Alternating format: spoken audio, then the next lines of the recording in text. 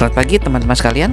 Berjumpa lagi bersama saya Teguh Wiradi Kusuma sebagai penulis buku Eksplorasi Indonesia melalui Benda Filateli, di mana di buku ini diceritakan atau menggunakan gambar-gambar Prangko sebagai medianya yang terbit dari tahun 1948 hingga Agustus 2020 yang lalu, sehingga membaca buku ini seperti membaca sebuah komik.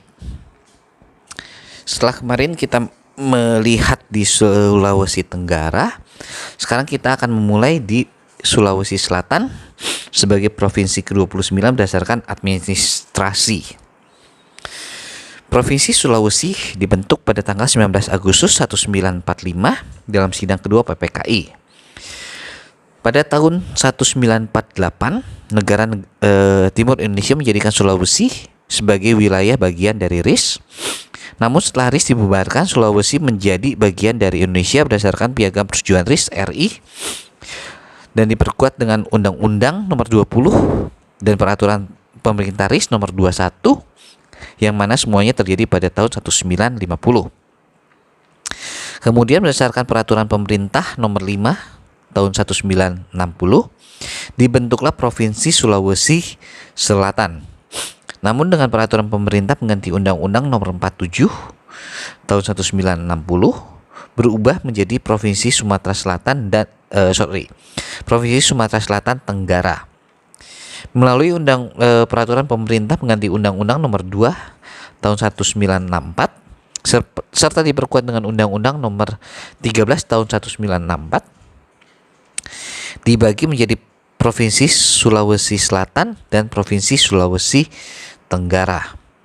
Dan terakhir berdasarkan Undang-Undang Nomor 26 tahun 2004, pemerintah memekarkan Provinsi Sulawesi Selatan menjadi Provinsi Sulawesi Selatan dan Provinsi Sulawesi Barat. Hari jadi Provinsi Sulawesi Selatan adalah 13 Desember 1960 dengan Makassar sebagai ibu kota provinsinya. Nah, bagi teman-teman yang ingin memiliki buku ini bisa menghubungi nomor telepon yang tertera di samping atau memencet nomor di kolom deskripsi serta mengunjungi website teguhwiradikusuma.com untuk informasi lebih lanjut, karena lebih indah melihat dari buku aslinya. Kita akan melihat bangunan khas dari Sulawesi Selatan adalah rumah tongkonan beserta lambang provinsinya. Kemudian untuk faunanya sendiri adalah burung rangkong yang mana memiliki tubuh, warna dan suara yang khas, terutama adanya tonjolan di atas kepalanya. Sedangkan untuk floranya adalah lontar, sejenis palem dengan batang tunggal, daun berwarna hijau berbentuk seperti kipas, bundar, kaku dan menjari. Untuk cerita rakyatnya adalah Saweri Gading, Alkisah, dewa di langit mempunyai keturunan sepasang anak kembar. Saweri Gading dan adik perempuannya Wetan Riabeng. Sejak bayi, Wetan Riabeng hidup bersama orang tuanya di dunia atas, sementara Saweri Gading berkelana di bumi. Saat beranjak dewasa, Saweri Gading yang tumbuh menjadi seorang pemburu wanita diundang ke negeri langit oleh moyangnya. Di sana ia bertemu adiknya dan jatuh cinta padanya. Tentu saja Wetan Riabeng menolaknya. Wetan Riabeng menyarankan kakaknya untuk menikahi orang lain yang sama persis dengannya, yaitu dengan seorang putri raja Cina bernama Iwe Judaik. Wetan Riabeng bahkan sanggup membuat kapal dari pohon walenreng, pohon langit yang sangat besar.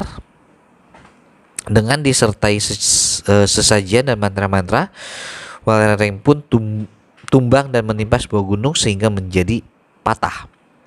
Dengan perahu walenreng, Saweri Gading pun pergi ke Cina dan menikahi Iwe Judaik.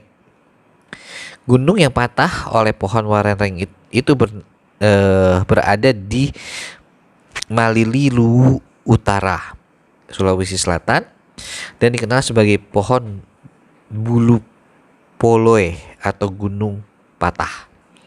Nah, itu Provinsi Sulawesi Selatan. Besok kita akan melihat dari Provinsi Gorontalo. Oke, sampai di sini kita akan berjumpa lagi besok. Tetap ikuti protokol pemerintah, jaga jarak, dan sampai jumpa besok hari untuk Provinsi Gorontalo. Selamat pagi, selamat beraktivitas.